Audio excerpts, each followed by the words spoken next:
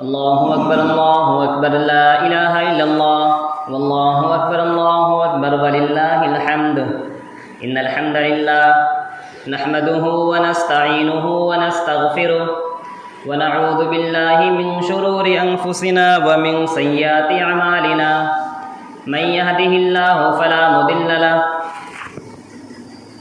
ومن يضلل فلا هادي له وأشهد أن لا إله إلا الله وحده لا شريك له وأشهد أن محمدا عبده ورسوله يا أيها الذين آمنوا اتقوا الله حق تقاته ولا تموتن إلا وأنتم مسلمون يا أيها الناس اتقوا ربكم الذي خلقكم من نفس واحدة وخلق منها زوجها وبث منهما رجالا كثيرا ونساء واتقوا الله الذي تساءلون به والأرحام إن الله كان عليكم رقيبا يا أيها الذين آمنوا اتقوا الله وقولوا قولا سديدا يصلح لكم أعمالكم ويغفر لكم ذنوبكم ومن يطع الله ورسوله فقد فاز فوزا عظيما أما بعد فإن خير الحديث كتاب الله وخير الهدي هدي محمد صلى الله عليه وسلم وشر الأمور محدثاتها وكل محدثة بدعة وكل بدعة ضلالة وكل ضلالة في النار أعوذ بالله من الشيطان الرجيم بسم الله الرحمن الرحيم فلله الحمد رب السماوات ورب الأرض رب العالمين محترم حاضرین، سامعین کرام، رب کائنات کا بے حد شکر و احسان ہے کہ اس نے ہمیں رمضان المبارک کا بابرکت مہینہ عطا فرمایا اور اس سے لطف اندوز ہونے کی سعادت بخشی۔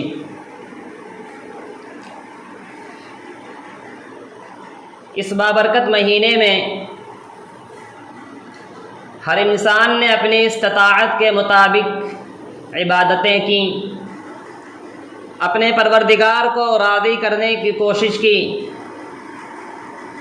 اپنی طاقت کے مطابق روزے رکھے، نمازیں پڑھیں، قرآن کی تلاوت کی۔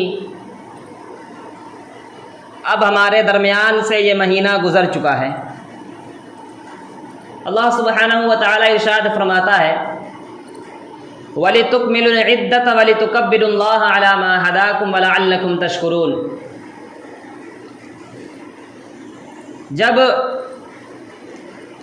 رمضان المبارک کا مہینہ پورا ہو جائے، یعنی جب انسان رمضان کی گنتی پوری کر لے، پورے کا پورا رمضان کا مہینہ گزر جائے، تو اللہ سبحانہ و تعالی فرما رہا ہے وَلِتُكَبِّرُوا اللَّهَ، کہ اللہ سبحانہ و تعالیٰ کی تکبیر بیان کرو، عَلَى مَا هَدَاكُمْ، کہ اللہ نے تمہیں اس چیز کی ہدایت دی، تمہیں توفیق دی کہ تم رمضان المبارک کے مہینے میں زیادہ سے زیادہ نیکیاں کرو۔ یعنی آج کا یہ دن اللہ کی بڑائی بیان کرنے کا دن ہے، آج کا یہ دن اللہ کی تکبیر بیان کرنے کا دن ہے، آج کا یہ دن رب العالمین کی کبریائی بیان کرنے کا دن ہے۔ اور مسلمان اللہ سبحانہ و تعالیٰ کی کبریائی بیان بھی کرتے ہیں اور کہتے بھی ہیں اللہ اکبر لا الہ الا اللہ واللہ اکبر وللہ الحمد۔ لیکن ایک مسلمان جب وہ اللہ اکبر کہتا ہے تو اس کے ذہن میں کیا تصور ہونا چاہیے، اس کے دماغ میں اللہ رب العالمین کی کتنی عظمت ہونی چاہیے، اسے معلوم ہونا چاہیے کہ واقعی میں اللہ رب العالمین سب سے بڑا ہے۔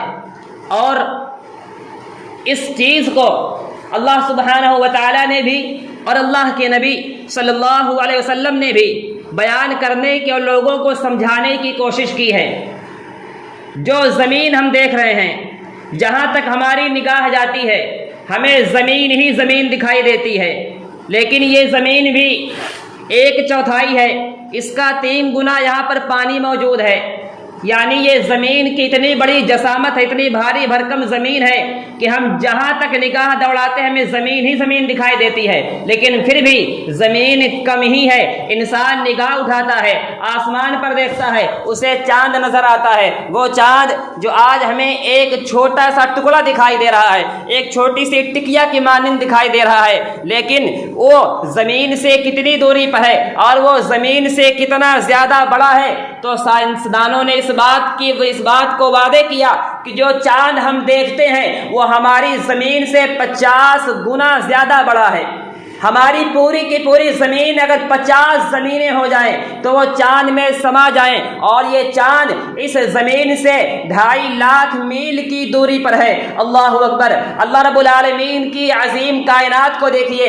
انسان نگاہ اٹھاتا ہے، سورج کو دیکھتا ہے، سورج یہاں سے کتنی دور ہے؟ سورج یہاں سے 150 ملین کلومیٹر کے فاصلے پر ہے، اور سورج یہ زمین سے 13 لاکھ گنا بڑا ہے۔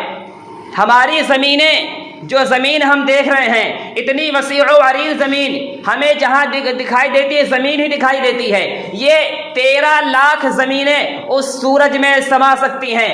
اور اس کے علاوہ انسان نگاہ اٹھاتا ہے، ستاروں کو دیکھتا ہے، وہ ستارے کیسے ہیں؟ وہ ستارے چاند سے بھی بڑے ہیں، سورج سے بھی بڑے ہیں، زمین سے کئی لاکھ گنا بڑے ہیں۔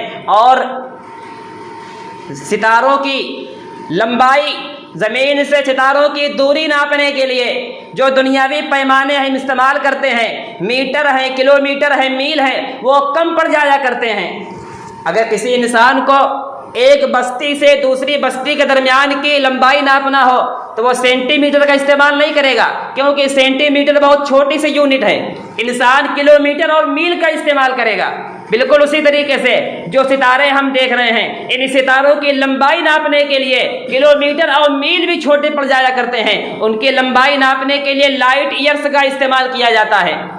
وہ لائٹ ایئر یعنی 1 سال میں روشنی کتنا سفر کرتی ہے، اور یاد رکھیے روشنی 1 سیکنڈ کے اندر 1,86,000 میل کا سفر کر لیا کرتی ہے۔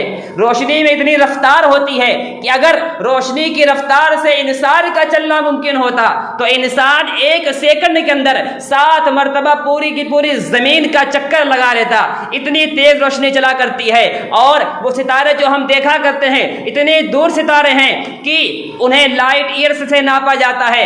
ایک لائٹ ایئرس میں روشنی 59 کھرب میل سفر کرتی ہے۔ اور جو ستارے ہم دیکھتے ہیں وہ یہاں سے ہزاروں، لاکھوں، اربوں، کھربوں لائٹ ایئرس کے فاصلے پر ہمیں دکھائی دیتے ہیں۔ اور کئی ستارے مل کر کے ایک گیلیکسی بنا کرتے ہیں، اور کئی گیلیکسیاں مل کر کے ایک یونیورس، ایک کائنات بنا کرتی ہے۔ یعنی ایک ستارہ جس کی جسامت بے انتہا بڑی ہے، چاند سے، سورج سے کئی گنا زیادہ بڑا، زمین سے بے انتہا دور، وہ ستارہ ہمیں معمولی دکھائی دیتا ہے۔ اور اس کے ساتھ ساتھ اس کائنات کے اندر بے انتہا ستارے ہیں۔ سمندر کے کنارے جتنی کنکڑ پڑی ہوتی ہیں ان تمام کنکڑ سے بھی زیادہ دنیا میں اور کائنات میں اللہ سبحانہ و تعالیٰ نے ستارے، سیارے پیدا کیے ہیں۔ اور وہ ستارے ایک دوسرے سے بھی اربوں کھربوں کی مسافت پر موجود ہیں۔ اتنی بڑی کائنات کہ ہم تصور بھی نہیں کر سکتے۔ یہ اللہ سبحانہ و تعالیٰ کی خلقت ہے، یہ اللہ کی مخلوق ہیں۔ اور اللہ سبحانہ و تعالیٰ ارشاد فرماتا ہے وَلَقَدْ زَيَّنَّا السَّمَاءَ الدُّنْيَا بِمَصَابِيحَ، ستاروں کو، سیاروں کو پیدا کیوں کیا گیا؟ اللہ سبحانہ و تعالیٰ نے فرمایا ہم نے انہیں اس لیے پیدا کیا ہے تاکہ یہ آسمان دنیا کی زینت بنے۔ آسمان دنیا کی خوبصورتی کے لیے اللہ سبحانہ و تعالیٰ نے ستاروں اور سیاروں کو پیدا کیا ہے۔ اور آگے بڑھتے ہیں، اللہ سبحانہ و تعالیٰ ارشاد فرماتا ہے اللہ الذی رفع السماوات بغیر عمد ترونها، اللہ سبحانہ و تعالیٰ نے اس آسمان کو جسے تم دیکھ رہے ہو بغیر کسی ستون کے، بغیر کھمبے کے پیدا کیا ہے۔ اس دنیا میں رہتے ہوئے انسان بغیر ستون کے کوئی بھی چھت کھڑی نہیں کر سکتا ہے۔ یہ اللہ رب العالمین کی کاریگری ہے کہ اللہ سبحانہ و تعالیٰ نے اس آسمان کو بغیر چھت کے، بغیر ستون کے آسمان کی چھت کو بنا دیا ہے۔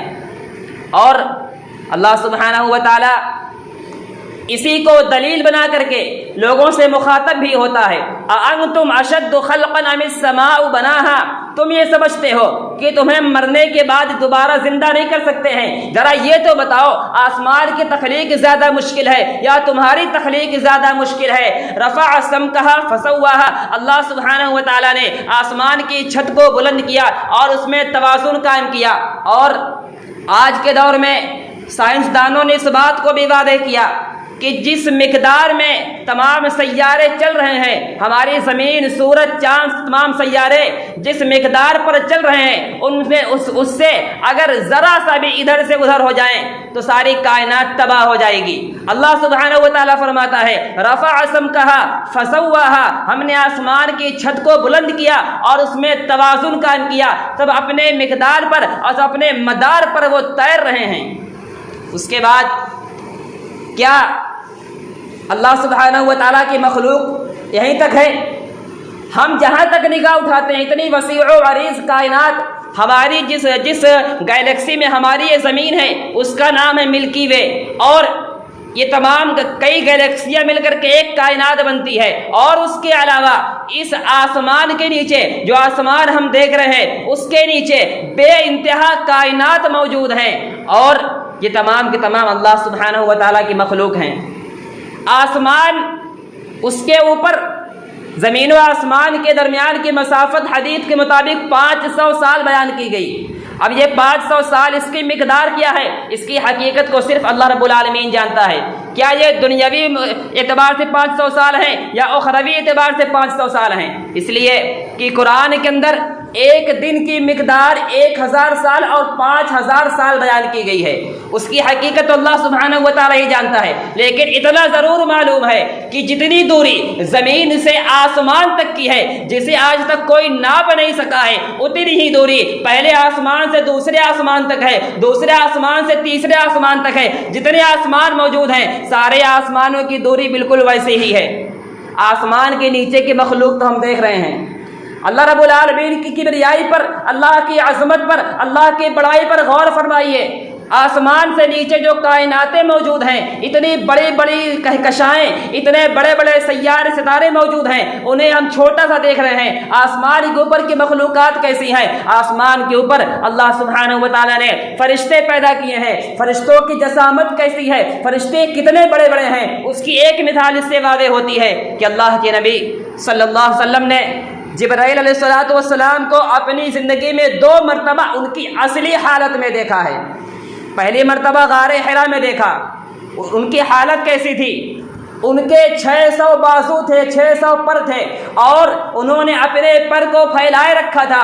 اس پر کو پھیلانے کی وجہ سے پورے کا پورا آسمان دنیا کو انہوں نے گھیر رکھا تھا، پوری کائنات کو انہوں نے اپنے پر میں گھیر رکھا تھا۔ دوسری مرتبہ 7ویں آسمان کے اوپر دیکھا، اور اس وقت بھی انہوں نے اپنے پر کو پھیلایا ہوا تھا، اور پورے کے پورے 7 آسمان کو انہوں نے اپنے پر کے اندر گھیر رکھا تھا۔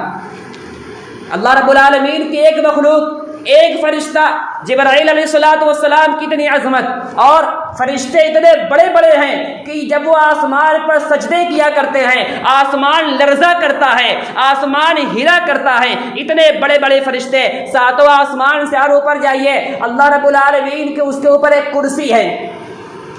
7 آسمان سے اوپر پہلا آسمان، اس کے بعد دوسرا آسمان اس سے بھی بڑا، تیسرا آسمان اس سے بھی بڑا، 7واں آسمان پر پہنچ جائیے، اس کے بعد اس کے اوپر اللہ رب العالمین کی کرسی ہے۔ اس کی جسامت کیسی ہے؟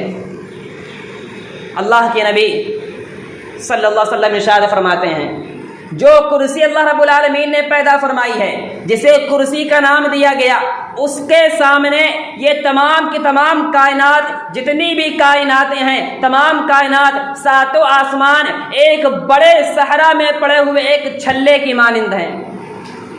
اگر ایک چھوٹے سے میدان میں، چھوٹے سے گراؤنڈ میں ایک چھوٹا سا چھلا پھینک دیا جائے، دور سے کوئی انسان اسے دیکھ نہیں سکتا۔ اس چھلے کی کوئی حیثیت نہیں ہوا کرتی ہے، اس سے کہیں زیادہ بڑے صحرا میں ایک چھوٹا سا چھلا پڑا ہوا ہو، اتنی مقدار اس کائنات کی ہے. اور وسیع کرسیہ السماوات والارض، اللہ سبحانہ و تعالیٰ نے فرمایا اللہ کی جو کرسی ہے اس نے زمین اور آسمانوں کا احاطہ کیا ہوا ہے، تمام کی تمام زمینوں اور آسمانوں کو اپنے اندر سموئے ہوئے ہے، اور اس سے بھی کئی گنا زیادہ زمینیں اور آسمان اس کرسی کے نیچے آ سکتے ہیں. اس کرسی کے اوپر اللہ رب العالمین کا عرش ہے. عرش اور کرسی دونوں کیسے ہیں؟ اللہ رب العالمین کے عرش کے مقابلے اللہ کی کرسی کیسی ہے، اس کے بارے میں اللہ کے نبی نے فرمایا کہ عرش کے مقابلے میں کرسی بھی ایسی ہے کہ جیسے میدان میں ایک چھلا پڑا ہوا ہو. عرش کے مقابلے کرسی کی بھی کوئی حیثیت نہیں ہے. جس طریقے سے کرسی کے مقابلے میں کائنات، جتنی بھی کائناتیں ہیں، جتنے بھی آسمان ہیں، اتنے بڑے بڑے آسمان، اتنی بڑی بڑی کائنات کرسی کے مقابلے کوئی وقار نہیں رکھتے ہیں، بالکل اسی طریقے سے عرش کے مقابلے میں بھی کرسی کی کوئی حیثیت نہیں ہے، ایک چھلے کے مانند ہے. اتنا بڑا اللہ کا عرش ہے، تصور نہیں کیا جا سکتا ہے. اور اللہ کی کبریائی کے کیا کہنے، اللہ کی بڑائی کے کیا کہنے، اللہ کی عظمت کے کیا کہنے. اللہ سبحانہ و تعالی اس عرش کے اوپر مستوی ہے. اللہ الرحمن علی العرش استوى، اللہ سبحانہ و تعالی اس عرش کے اوپر مستوی ہے. کیسے مستوی ہے؟ جیسے اس کی شان کے لائق ہے، اس کے بارے میں ہمیں کوئی خبر نہیں. اتنا معلوم ہے اللہ اس عرش پر مستوی ہے جو اللہ کی سب سے بڑی مخلوق ہے، اور عرش سے بڑی اس کائنات کے اندر کوئی بھی مخلوق نہیں ہے. اس عرش کو اٹھانے والے فرشتے کیسے ہیں؟ الذين يحملون العرش ومن حوله يسبحون بحمد ربهم ويؤمنون به. اللہ سبحانہ و تعالی فرشتوں کی صفت بیان کر رہا ہے. جو فرشتے اللہ کا عرش اٹھائے ہوئے ہیں ان کی صفت بیان کر رہا ہے. وہ اللہ رب العالمین سے دعا بھی کرتے ہیں. اس دعا میں یہ بھی کہتے ہیں فاغفر للذین تابوا واتبعوا سبیلک وقہم عذاب الجحیم، کہ پروردگار وہ فرشتے جو اللہ کا عرش، اتنا عظیم عرش اٹھائے ہوئے ہیں، وہ لوگوں کے لیے دعا کرتے ہیں فاغفر للذین تابوا، پروردگار جن لوگوں نے توبہ کی ہے تو انہیں بخش دے، تو انہیں معاف فرما دے. جن لوگوں نے رمضان میں اپنے گناہوں کی معافی مانگی، جن لوگوں نے رمضان کے علاوہ دوسرے دنوں میں اپنے گناہوں پر معافی مانگی، اپنے گناہ پر شرمندہ ہوئے، نادم ہوئے، تیری بارگاہ کی طرف رجوع کیا، تجھ سے مغفرت طلب کی، پروردگار تو انہیں بخش دے. وہ فرشتے بھی اللہ رب العالمین سے دعا کرتے ہیں. اور ان فرشتوں کی جسامت کیسی ہے؟ اللہ کے نبی صلی اللہ علیہ وسلم ارشاد فرماتے ہیں کہ جو فرشتے اللہ کا عرش اٹھائے ہوئے ہیں ان میں سے ایک کے بارے میں بتا دیتا ہوں. اس کے کان کے نچلے حصے اور گردن کے درمیان کی دوری 700 سال کی مسافت سے بھی زیادہ ہے. اللہ کے نبی کے بیان کے مطابق زمین و آسمان کی دوری 500 سال، اور اس فرشتے کی کان کے نچلے حصہ یعنی کان کی لو اور گردن تک کی لمبائی 700 سال کی مسافت کی دوری پر.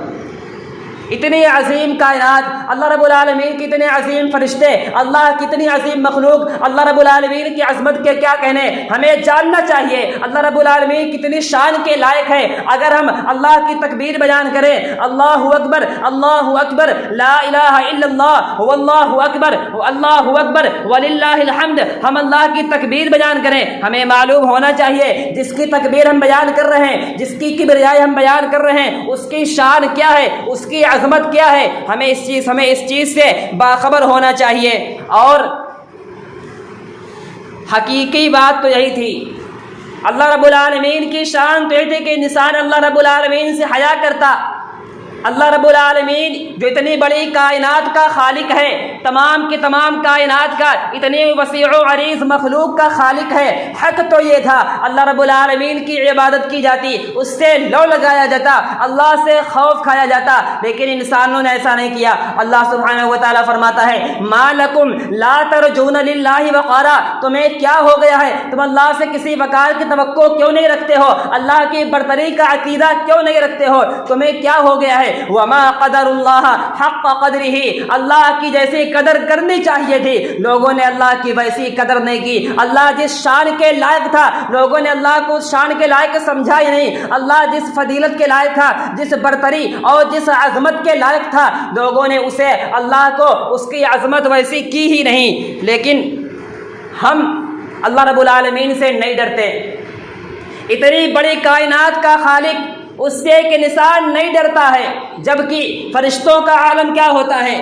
جبرائیل علیہ السلام کے بارے میں آتا ہے کہ جب اللہ سبحانہ و تعالی انہیں ایک مرتبہ محبت سے پیار سے بلاتے ہیں، یا جبرائیل، انہیں جبرائیل کو مخاطب کر کے بلاتے ہیں، ان کی کیفیت کیا ہو جایا کرتی ہے؟ رب العالمین کی پکار کے بعد ان کی حالت کیا ہو جاتی ہے؟ وہ جبرائیل جو زمین و آسمان کو اپنے پر میں گھیر لیتے ہیں، ان کے پر سکڑنا شروع ہو جاتے ہیں، اور سکڑتے سکڑتے ایک بوری کے ٹکڑے کے مانند رہ جایا کرتے ہیں۔ جبرائیل علیہ السلام اللہ رب العالمین کی عظمت کے قائل ہیں، اللہ رب العالمین سے واقعی میں حیا کرتے ہیں، اللہ کی عظمت کا اور اس کی شان کے مطابق اس کی شان کرتے ہیں۔ لیکن ایک انسان ہے، یہ اللہ رب العالمین کی سب سے پسندیدہ مخلوق ہے، اشرف المخلوقات ہیں، لیکن یہ انسان اللہ رب العالمین سے نہیں ڈرا کرتا۔ حق تو یہی تھا کہ ہم اللہ رب العالمین سے ڈرتے، اللہ کا خوف اپنے دلوں میں رکھتے، لیکن انسانوں نے اس کو اللہ رب العالمین کی شان کے لائق سمجھا ہی نہیں۔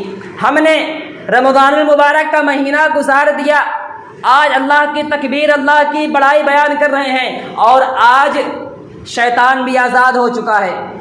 وہ شیطان جو پورے کا پورا مہینہ قید تھا، انسان کو بھٹکانے والا شیطان قید تھا، آج وہ آزاد ہو چکا ہے، اور آج کے دن وہ کہتا ہے، اپنے ہرکاروں سے کہتا ہے کہ تم نے ایک مہینے کے اندر پورے سال کی محنت کو برباد کر دیا۔ لوگوں نے پروردگار سے اپنے گناہوں کی معافیاں مانگ لی ہیں، اللہ سبحانہ و تعالیٰ نے انہیں معاف کر دیا ہے، لیکن صرف آج ایک دن میں ہم ایسی چالیں چلیں گے، ایسی تدبیریں اختیار کریں گے کہ لوگوں کے پورے مہینے کے اعمال برباد کر کے چھوڑیں گے، پورے مہینے کے اعمالوں کا ہم ستیہ ناش کر دیں گے۔ اور شیطان اس ایک دن میں ایسے چالیں چلنے کی کوشش کرتا ہے، ایسی تدبیریں کرتا ہے کہ انسان کو پہلے کی روش پر لا کر کھڑا کر دیتا ہے، اور انسان پہلے کے جیسے گناہوں میں مبتلا ہو جایا کرتا ہے۔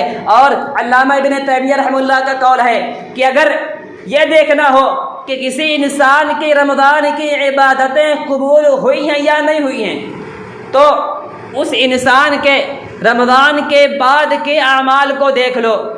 اگر وہ انسان رمضان کے بعد بھی رمضان والے اعمال کر رہا ہے، عبادتیں کر رہا ہے، نیکیاں کر رہا ہے، پروردگار کی عبادت کر رہا ہے، تو اس کی رمضان کی عبادتیں قبول ہو گئی ہیں۔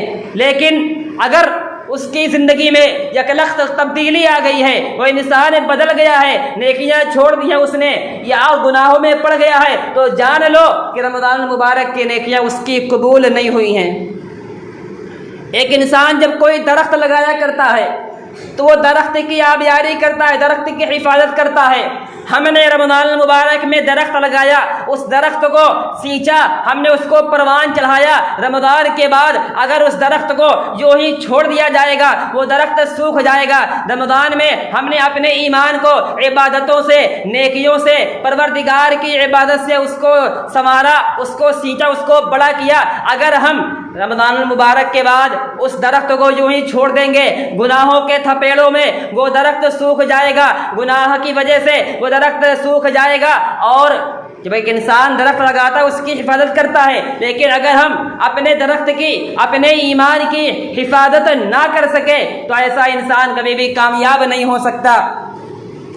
اور انسان کو اپنے ذہن میں ہمہ وقت اس بات کو رکھنا چاہیے کہ رمضان المبارک کے مہینے میں ہم اللہ رب العالمین کی عبادتیں کیا کرتے تھے، اس وقت بھی ہم تنہا نہیں تھے، آج بھی ہم تنہا نہیں ہیں۔ اللہ رب العالمین کی نگاہ ہم پر ہے، اور اس سے بڑھ کر کے اگر ہم اپنے آپ کو تسلی دینا چاہیں، اپنے آپ کو بتانا چاہیں، تو ہمارے ساتھ فرشتوں کی تعداد موجود ہے جسے اللہ رب العالمین نے مقرر کر رکھا ہے۔ ہماری ہر حرکت کو وہ نوٹ کرتے ہیں، اور اس سے بڑھ کر کے ہمارے اعضاء و جوارح، ہمارا یہ بدن، ہمارے ہاتھ، ہمارے پاؤں یہ بھی ہم پر گواہ ہیں. یوم نختم علی افواہہم وتکلمنا ایدیہم وتشہد ارجلہم بما کانوا یکسبون. اللہ رب العالمین فرماتا ہے اس دن ہم تمہارے منہ پر مہر لگا دیں گے, تمہارے منہ کو بند کر دیں گے, تمہارے ہاتھ اور تمہارے پاؤں گواہی دیں گے. ہمہ وقت ہمارے ہاتھ اور پاؤں کو ہمارے اعمال کی خبر ہوا کرتی ہے. اگر رمضان کے گزرنے کے بعد واقعی ہم نے جھوٹ بولنا چھوڑ دیا, واقعی ہم نے دھوکہ دینا چھوڑ دیا, واقعی ہم نے برائیوں کو چھوڑ دیا, ہم نے گناہوں سے اجتناب کر لیا, تب تو فبیہا انسان کے اعمال قبول ہیں. اور ایسے انسان کے لیے ہی آج کا دن عید کا دن ہے, آج کا دن خوشی کا دن ہے, اسی کے لیے جس نے رمضان میں عبادتیں کی اور اس کی عبادت قبول بھی ہو گئی, اس کے لیے آج کا یہ دن خوشی کا دن ہے, اس کے لیے آج کا یہ دن تکبیر بیان کرنے کا دن ہے. اللہ اکبر اللہ اکبر لا الہ الا اللہ واللہ اکبر وللہ الحمد. اور اللہ سبحانہ و تعالیٰ کے یہی تمام تعریف ہے, وللہ الحمد, تمام کی تمام تعریفیں اللہ رب العالمین کے لیے ہی ہے جو اس تمام کائنات کا خالق ہے, اتنی وسیع و عریض مخلوقات کا خالق ہے. تمام کی تمام تعریفات, تمام بڑائی, تمام کبریائی اسی پروردگار کے لیے ہے جو ہم تمام انسانوں کا بھی خالق ہے, تمام دنیا کا بھی خالق ہے. ہمیں اس سے خوف کھانا چاہیے, ہمیں اس کی رضا کو ضائع ہونے سے, اس کی رضا کو ناراضگی میں بدلنے سے ڈرنا چاہیے. کہیں ایسا نہ ہو ہمارا کوئی اعمال اللہ رب العالمین کی رضا سے, اللہ رب العالمین اس سے ناراض ہو جائے, اللہ کی رضا بدل جائے. ہم کوئی ایسے اعمال کل گزریں کہ اللہ رب العالمین ہم سے راضی تو ہے لیکن اس عمل کی بدولت اللہ رب العالمین انسان سے ناراض ہو جائے. آخر میں اللہ سبحانہ و تعالیٰ سے دعا ہے, پروردگار ہم نے رمضان کے بابرکت مہینے میں جتنی بھی نیکیاں کی پروردگار تو انہیں قبول فرما. اے اللہ رب العالمین ہمارے روزوں کو قبول فرما, پروردگار ہمارے قیام کو قبول فرما, پروردگار ہماری دعاؤں کو قبول فرما. پروردگار ہم سے جانے انجانے میں جو بھی گناہ ہو چکے ہیں پروردگار تو انہیں ہمارے نیکیوں کی بدولت کو معاف فرما دیجیے. اے اللہ ہم سے جتنے بھی گناہ سرزد ہو جایا کرتے ہیں اے اللہ اپنی رحمت سے تو انہیں درگزر فرما. پروردگار اس دنیا کے اندر جتنے بھی مسلمان بھائی بہن پریشان حال ہیں اے اللہ تو ان کی پریشانی کو ان سے دور فرما. اے اللہ جتنے مسلمان بھائی بہن بیمار ہیں تو انہیں شفا عطا فرما, جتنے مسلمان بھائی بہن قرض میں ڈوبے ہوئے ہیں تو ان کے لیے آسانی پیدا فرما. پروردگار جب تک ہم اس دنیا میں زندہ رہیں ہمیں اسلام و ایمان پر قائم و دائم رکھنا. ربنا لا تزغ قلوبنا بعد إذ هديتنا وهب لنا من لدنك رحمة إنك أنت الوهاب. ربنا آتنا في الدنيا حسنة وفي الآخرة حسنة وقنا عذاب النار. ربنا فاغفر لنا وارحمنا يا مقلب القلوب ثبت قلبي على دينك آمين. تقبل يا رب العالمين. أقول قولي هذا واستغفر الله لي ولكم ولسائر المسلمين والحمد لله رب العالمين.